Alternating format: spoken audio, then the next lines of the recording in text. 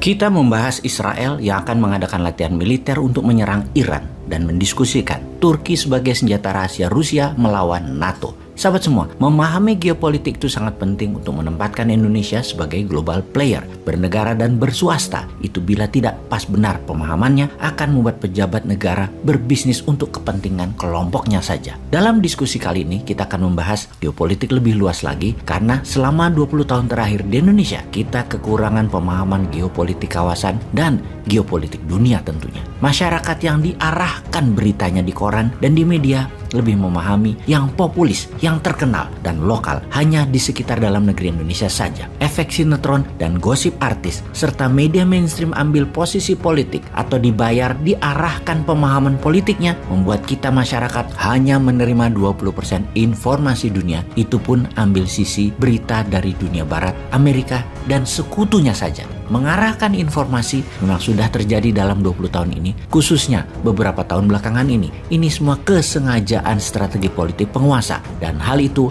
wajar. Misalnya, kita masuk sebentar ke dalam negeri. Tentang 2 tahun lagi kekuasaan akan pindah tangan. Maka pejabat saat ini, penguasa saat ini sudah mulai mengarahkan dukungannya ke Ganjar dan Erik sebagai pasangan 1 dan 2 di tahun 2024. Secara populis, Pak Ganjar cukup mumpuni. Secara finance, Erik cukup mumpuni. Dan hal ini penting untuk mengawal kesuksesan politik 8 tahun menjabat selama ini. Sekali lagi, hal ini baik dan wajar. Secara partai merah gerah walaupun mendukung ucapan ojo ke susu atau jangan buru-buru memberi dukungan. Namun dalam hati partai merah, jagoan gue Mbak Puan kok nggak didukung? Pastinya dalam hati partai merah ngerendeng, ngomel. Jadi walaupun partai merah mendukung secara kata-kata itu yesterday, kalau future ke depan partai merah dalam hatinya sudah punya jagoan, Mbak Puan. Kegiatan pejabat bersafari politik mendukung Ganjar Erik kemarin membuat ketidaknyamanan panjang ke depannya di partai merah. Di sisi merah ada juga sekarang yang akhirnya realistis, mending pasang Anies Puan daripada Prabowo Puan. Nah loh,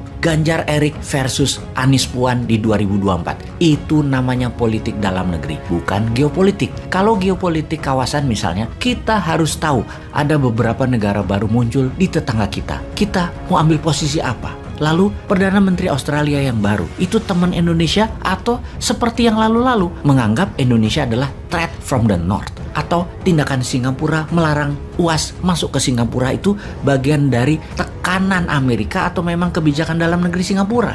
Nah, hal seperti ini penting untuk difahami bagi Indonesia sebagai langkah geopolitik kawasan agar tidak dikendalikan negara lain. Memahami geopolitik kawasan dan dunia, semua itu penting di dalam membuat Indonesia kelak menjadi negara superpower di tahun 2045. Atau hanya membuat Indonesia jadi negara pasar untuk membeli produk-produk hasil negara lain. Atau juga hanya jadi negara penyuplai bahan baku mentah seperti selama ini. Indeks manufaktur dan produksi industri hampir dikatakan tidak tumbuh. Hasil tambang, pertanian, dan perikanan kalau tidak diolah sebagai bahan jadi atau bahan setengah jadi, ya tidak ada nilai tambahnya. Jangan mengatakan kita GDP-nya meningkat dan besar kalau penghasil GDP tersebut adalah perusahaan FDI asing dan usaha milik oligar. Jadi bersama channel ini kita memberikan wawasan tambahan, mungkin sedikit namun tujuannya agar sahabat menyadari potensi Indonesia yang belum digarap sempurna karena lemahnya memahami geopolitik luar negeri negara dan bangsa lain. Kita harus paham bagaimana Botswana, Switzerlandnya Afrika bermain di antara konflik dan negaranya tidak punya laut alias landlocked tapi bisa menjadi negara terkaya dan tercepat pertumbuhannya dalam 40 tahun terakhir. Memahami negara Nigeria, Tiongkoknya Afrika yang memfokuskan negaranya menjadi negara digital terdepan. Memahami mengapa negara-negara Nordik, negara utara Eropa kaya-kaya. Karena apa? Padahal tidak punya sumber daya alam. Memahami 5 negara Asia Tengah, memahami langkah Saudi dengan Aramco-nya, memahami gejolak di negara-negara selatan Pasifik, dan memahami kekeringan di Amerika Latin yang selalu membuat politik dalam negeri kawasan tersebut selalu ribut dan memilih menjadi penyuplai drug, obat-obatan terlarang seperti dilakukan juga oleh Thailand, Tiongkok, Myanmar, dan Afghanistan juga. Ketika Iran dalam beberapa bulan ini meningkatkan bantuan senjata ke Hamas di Palestina dan Hizbullah di Lebanon, maka Israel mulai menjadi agresif. Israel adalah negara kecil dengan wilayah hanya sebesar Pulau Madura, dikelilingi 18 negara musuhnya secara ideologi. Maka untuk terus hidup, Israel menggandeng Amerika dan Inggris selalu di belakang mereka. Jadi tidak heran di kawasan Timur Tengah tersebut Amerika dan Inggris selalu bercokol dengan dalil kendali atas minyak bumi dan gas alam.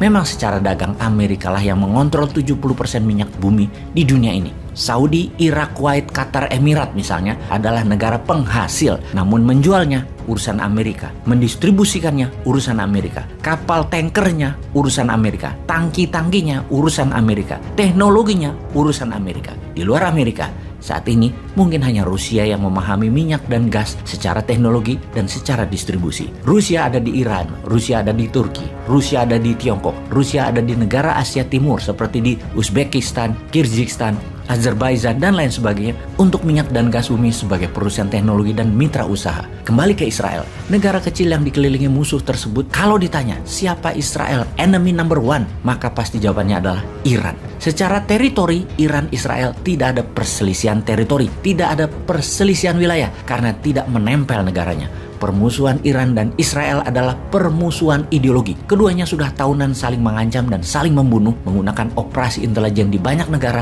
atas pejabatnya masing-masing. Bulan lalu, Ibrahim Raisi, Presiden Iran, terang-terangan mengancam Israel yang sedang menekan Palestina. Dan apa reaksi Israel kali ini? Israel mengadakan latihan perang-perangan di gurun dan menyatakan dengan jelas latihan perang ini untuk menyerang Iran. Codename operasi Israel kali ini disebut Chariot of Fire, di mana latihan perang ini mirip dengan drill atau tindakan militer Rusia sebelum masuk Ukraina, terbesar dalam sejarah Israel karena seluruh tentaranya dan pasukan cadangan wajib militer warganya ikut simulasi perang kali ini. Apa sesungguhnya tujuan Israel? Satu, sebagai pembiasaan high level readiness, kesiapan perang level tingkat tinggi. Dua, meningkatkan kapasitas tentara Israel. Dan ketiga, menyiapkan tentara Israel dan warganya untuk multi-front war dan perang jangka panjang jika semua ini terjadi. Israel mengatakan persiapan ini penting dan wajib dilakukan karena ancaman Iran makin meningkat karena memang Iran berencana menyerang Israel di masa Ibrahim Raisi ini serius digarap. Di mana jelas Raisi mengatakan Iran siap menyerang Israel kapan saja Iran mau lakukan. Just one wrong move Israel, Iran serang.